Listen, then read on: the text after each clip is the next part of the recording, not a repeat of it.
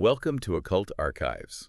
You know, the place where we dive deep into all those fascinating and sometimes a little bit creepy stories hidden in some really important books. It's true. Yeah. We're kind of like, I guess, explorers, Explorers. digging into these mysteries, myths, and even legends that surround these, a lot of times actually feared books. Yeah, I think feared is a good word. It is, right, because, I mean, there's a reason. Yeah, and we try to do it in a way that's smart. You know, we do our research, but we also keep it pretty accessible. Yeah. We want you to enjoy listening to us. That's the goal. Yeah, you know, make it a little fun. Absolutely, yeah. Pace it well so you don't get bored. Yeah. And maybe throw in a little humor here and there, a little bit of shared wonder. Some gasps of awe, a little ooh here or there. Exactly. Yeah, yeah. So we're not talking about those dusty old books locked away in some secret library. No, we're going right in. Diving right in. Yeah. And, you know, from those, like, whispered about mystical grimoires to, you know, ancient religious texts that people say, oh, they're too dangerous to even read. Yeah. This is where we dig in. We're going there. We're going there, right? Mm-hmm. Episode 129, In Search of the Real. Ouspensky, Gurdjieff, and the Hidden Past of Consciousness. So this is a big one. It's not about, casting spells or finding buried treasure. No. This is about, like, a deep intellectual journey into, like, this profound yearning for, like, a reality that exists beyond what we see every day. We're going to be looking at the writings of P.D. Ouspensky, particularly his book In Search of the Miraculous, to try to understand this desire to, like, understand what's under the surface of our lives. Right. I mean, it's not just a book, right? We're really diving into his experience. His experiences. The ideas he encounters, especially through this, I mean, really complex relationship with, I mean, he's enigmatic, G.I. Gurdjieff. Very complex. Mm-hmm. So the book itself, In Search of the Miraculous, you can find it. It was published in 1947. But we're looking at this. It's a really great edition. Actually, it's an ebook edition from Global Gray. Yeah, super accessible. Yeah, it came out just this year, 2023. Mm-hmm. Even, and I thought this was interesting, even the cover art, By the Sea, it's a Piet Mondrian. Mm. And it's almost like a visual representation of that search for something fundamental, underlying the world that we just see, at the surface. Well, barely. So as we start off here, what I think is really striking is that initial thing that gets Ouspensky going on this whole journey.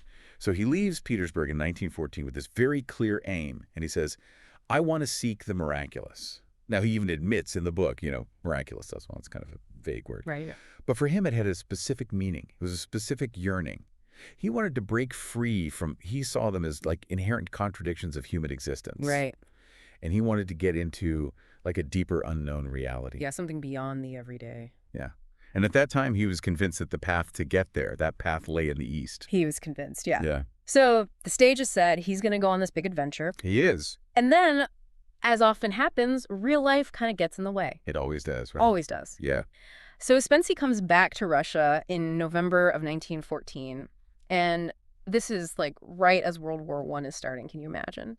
Like, he's been on this intensely personal search for something beyond, like, ordinary life, and then he's smacked in the face with global war. Like, the brutality, the senselessness of it. Yeah, total shift in perspective. I mean, talk about jarring. Exactly. Yeah. And he talks about this in his book. He's like, whoa, just this wave of absurdity, all the emotions, like, everyone's talking about the war, the news, everything. And at first, it really threw him off. Threw his whole quest off. But when he gets back to Russia, gets back into, like, his old mindset, he realizes, like, wow, his personal search suddenly has even more meaning to him. Yeah. It almost dwarfs the war in his mind. It's like it's so important to him. Yeah. It's like, it just, like, rises above all of that. Yeah. He describes it as a memento mori. You know that Latin phrase? Right. Like, remember you will die. Like this stark reminder of our mortality. Yeah. And that just intensified everything for him. The urgency of finding answers. Yeah. To those big questions about life. Why are we here? Well, exactly. What is reality? Yeah. He was like, I can't just accept life. Life leads to nothing. Especially when he's seeing all this destruction around him. Yeah. Like, it feels like Russia is like heading towards a catastrophe, maybe all of Europe. Right.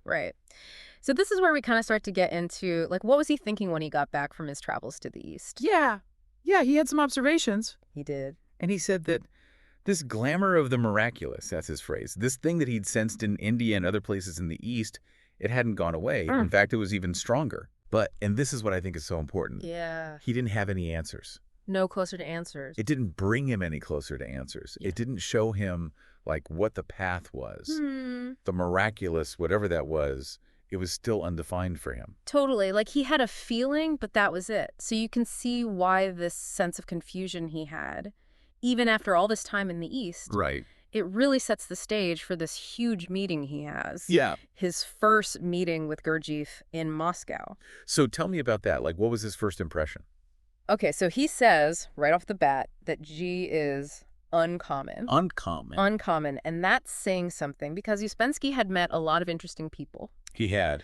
So for him to say uncommon, that means there was something different. Yeah. There was something special about Gurdjieff that, like, set him apart from all the other, unconventional people he knew. So did they just, like, sit down and have a chat? So he tells this story about how G read him this long story.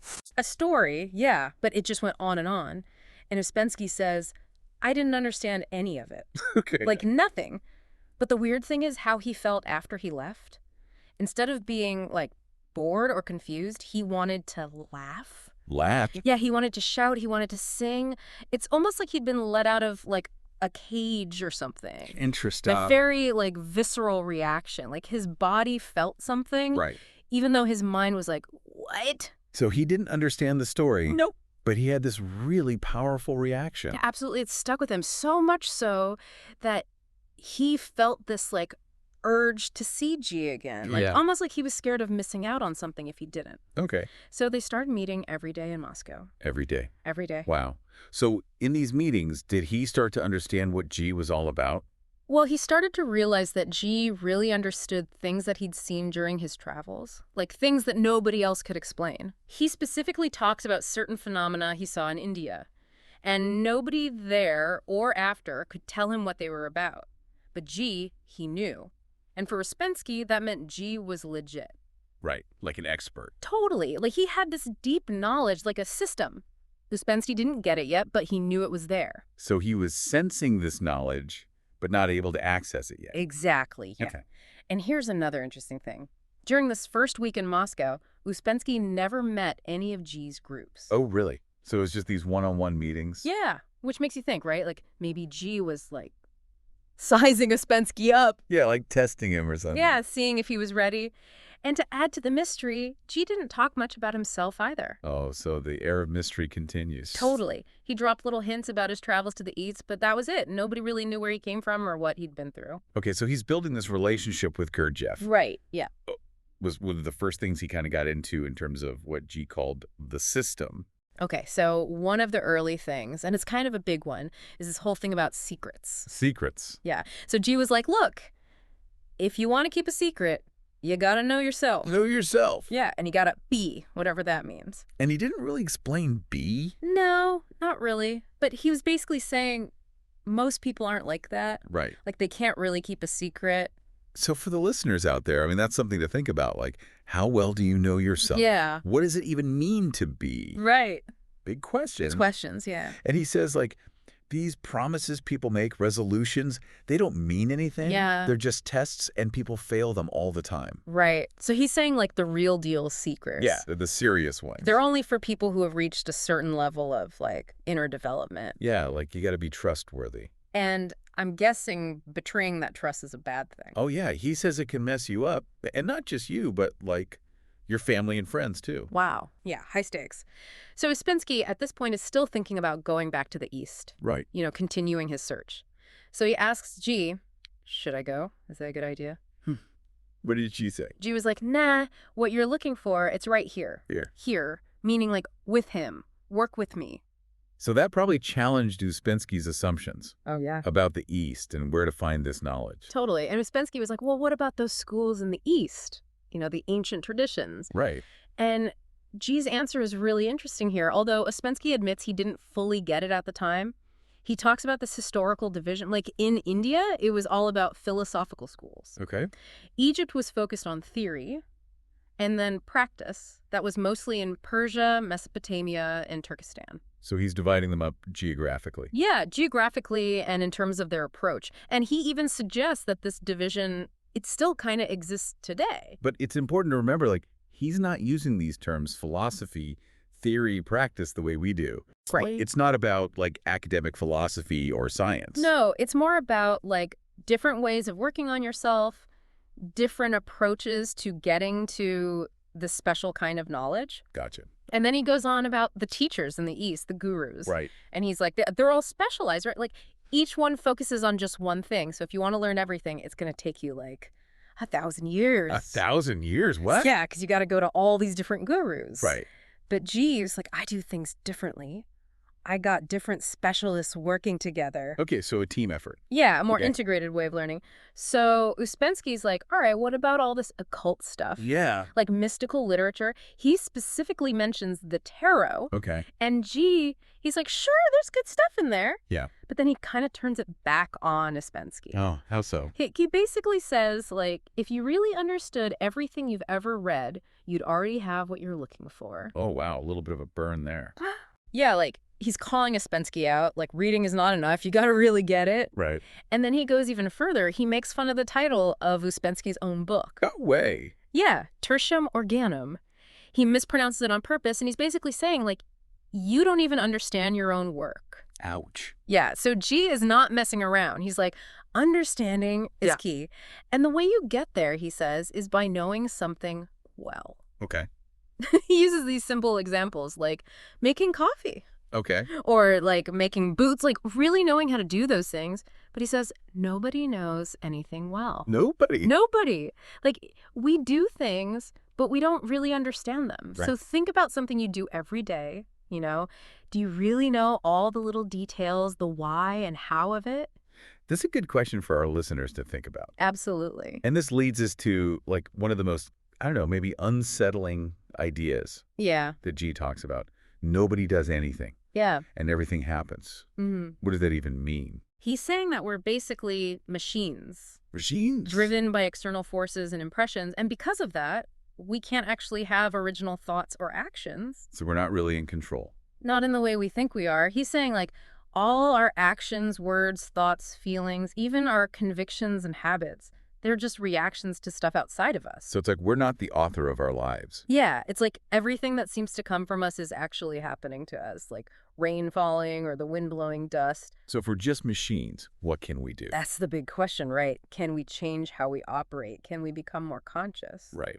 And after this, heavy stuff about being machines, Ouspensky talks about a conversation they had about truth. Truth. Yeah.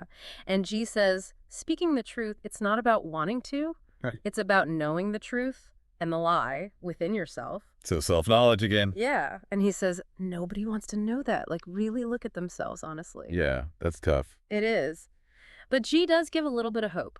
Oh, good. He tells Ouspensky, look, you're going to see some facts, some real proof that you're on the right track. Okay. But, he says, you got to do some work first. A lot of work.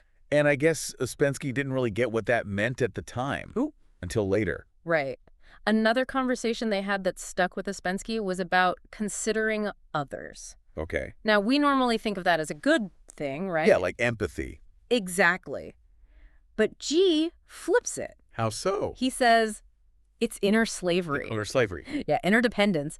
He's saying, like, when you're always worried about what other people think, Right. that's not you being you. You're letting them control you. So, like, we change our behavior. Yeah, our words, everything based on what we think others want. And Gurdjieff is saying, like, that's limiting yourself. Wow. And to illustrate how G taught, Ouspensky tells this story about a conversation they had in a cafe. Oh, yeah. What was that? It's super noisy and crowded. And G did it on purpose. He did. Yeah. He liked to create these difficult conditions. Almost like he was testing Ouspensky. Yeah, could he stay focused? Exactly. Interesting. So after all this time in Moscow with G, Ouspensky goes back to Petersburg. Yeah, But he can't stop thinking about G. I bet. All those conversations. And then, guess what? G shows up in Petersburg. He does. What brings him there? Well, he's like, I'm going to start doing the work here, too. Okay. He figures his connections in the city will be helpful. So he's branching out. Yeah. And his plans for Petersburg, they're way bigger than Moscow. Oh, really? Yeah, he wants to give public lectures, do experiments, attract all kinds of people. Like, he's going big time. And he keeps emphasizing this idea of the group. Okay. He's like, one man can do nothing, can attain nothing. Like, you need other people. You see. He uses this analogy of prisoners trying to escape. Okay. Like, they got to work together to dig a tunnel. So like a group effort for inner transformation. Exactly. And soon enough, he starts forming this group in Petersburg, people who are really drawn to his ideas. So during all this time, Ouspensky's really getting to know G on a deeper level. Yeah. What's his impression?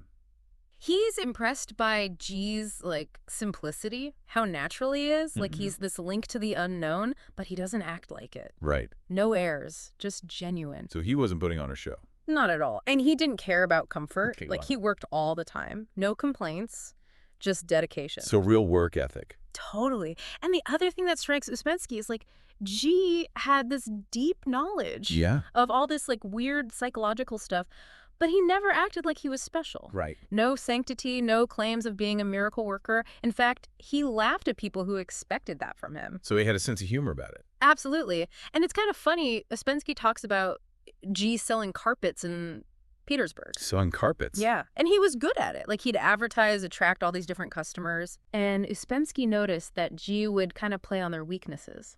Like psychologically. Yeah, like he was using it as a way to teach them. Wow. So even in this everyday thing, there was a deeper purpose. It seems like everything he did was teaching in some way. Totally. So how did G talk about knowledge itself?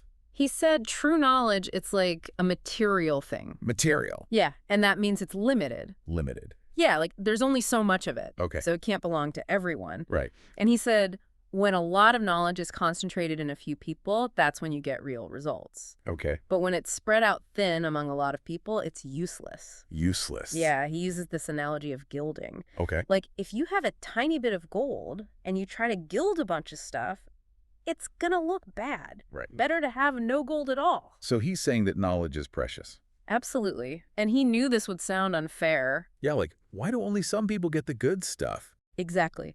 But he says, most people don't even want knowledge. They don't? Nope. They actively reject it, especially during, like, crazy times, like wars. Right, when everything's chaotic. Yeah. People lose their reason, he says. They become like machines, just reacting to everything. So he's saying that those who do receive knowledge, they're not stealing it from anyone. Right. They're taking what others don't want. And it's interesting, he connects this to, like, the decline of cultures. Okay. Like, when things are falling apart, it's because people have lost their connection to real knowledge. I see. And he's very clear. He says that there's no conspiracy. Okay. Nobody's hiding knowledge. But getting it, it's hard work for both the teacher and the student. So you have to earn it. Basically. Huh. And the first step is you got to want it. You got to seek it out. So it all starts with desire. Yeah. Okay, so another, like, big idea that G talked about, this whole lack of unity in a human being. Yeah, the idea that we're not really one thing. Right, not a single eye. He says that's a huge mistake. Like, we think we're consistent, but we're not. We're changing all the time. All the times. Yeah, he uses this analogy. Imagine calling someone Ivan. Okay. But inside, there are all these different Ivans and Peters and Nicholases, and they're all fighting for control. So he's like chaos inside. Total chaos. Yeah. No order, no one in charge. And Ouspensky asks him, is this about, like, different parts of the body having consciousness? Yeah. Like our hand knowing it has to work, Mm-hmm. or our foot knowing it has to walk? And G says, sure, that exists, but it's not the main problem. So the real problem is these different eyes. Yeah, the ones battling it out inside us. Okay. And he mentions different bodies too, right? Yeah, but he says, for now, focus on the physical body. Okay. Like, that's the starting point. So he's emphasizing the practical, the tangible. Exactly. So building on that, G talks about these two lines of development. 2 lines. Yeah, knowledge and being. Okay. And ideally, they develop together. supporting each other. Right. Knowledge informs being, and being helps you understand knowledge. But what happens when one gets ahead of the other? That's when things go wrong. Okay. You get stuck. You develop in the wrong way. Right. And he says that people, they kind of get knowledge. Yeah. Like they understand that there are different levels of knowledge, but they don't get being. No, he says they don't realize that being also has levels. Levels of being. Yeah, like from a mineral to a plant to an animal to a human. Right. And even among humans, there's a huge difference. So it's not just about existing. No, it's about the quality of your existence. And this is something that he says, especially Western culture, they just don't get it. Yeah. They think you can be like super smart, a genius, but still be a jerk. Right. Right. But G is saying, no, real knowledge depends on your level of being. So you can't be truly wise if you're not also a good person. Exactly. And then he gets into this difference between mechanical and conscious evolution. And he's very specific. When he says evolution, he doesn't mean like automatic progress. Right. It's about conscious effort. You have to work at it. Yeah. He says everything in the universe is either going up or down. Evolving or degenerating. Right. But only degeneration is mechanical. So if you want to evolve, you got to put in the work. Exactly. And then he introduces these categories, man number 1, 2, and 3. Okay. So these are people who are basically stuck in their lower centers. Lower centers. Yeah, like their focus is on physical stuff, emotions, or intellect. And everyone's born as one of these types. Right. It's your mechanical starting point. But then there's man number 4. Yeah, and this is not something you're born with. Okay. It's what you achieve through work. Conscious work. Yeah. And man number 4, he's got a permanent center of gravity. Who's integrated. Totally. He's not just bouncing around between those lower centers. Right. So Gurdjieff also talked about this. It's kind of like a cosmic map. Oh, okay. He called it the ray of creation. Ray of creation. Yeah, and it basically shows how the universe is structured, from the absolute all the way down to our moon. And how does it work? Well, he says matter exists on different levels or planes. Okay. And matter from a higher plane, it's like invisible to beings on a lower plane. Invisible. Yeah, like we can't perceive it. And the big idea here is that all these different matters, all the energies of the universe, they're in everything. Everything. Yeah, including us. So he's saying that man is like a miniature universe. Wow. We contain the same stuff that the whole cosmos is made of. So, like, as above, so below. Exactly. And because of that, he says, studying man can teach you about the universe. Okay. And studying the universe can teach you about man. But he says it only really applies to a developed man, right? Right, like man number 4. So someone who's done the work. Yeah, he's like the undeveloped person. They're like a distorted mirror. They're not reflecting the cosmos accurately. Right. And he says it's important to study the laws of the universe alongside self-study. Okay. Because those laws, they're the same everywhere. They manifest differently on different levels. Yeah. So he's getting at this idea of relativity. I see. Like, what's true here might not be true somewhere else. Hmm. And he even had an opinion about Earth. What was that? He called it a cosmically bad place. Bad place. Yeah, he said everything here is a struggle. So we got to work for everything. Yeah, nothing comes easy on Earth. Okay, so let's talk about immortality. All right, so G had some interesting thoughts on that.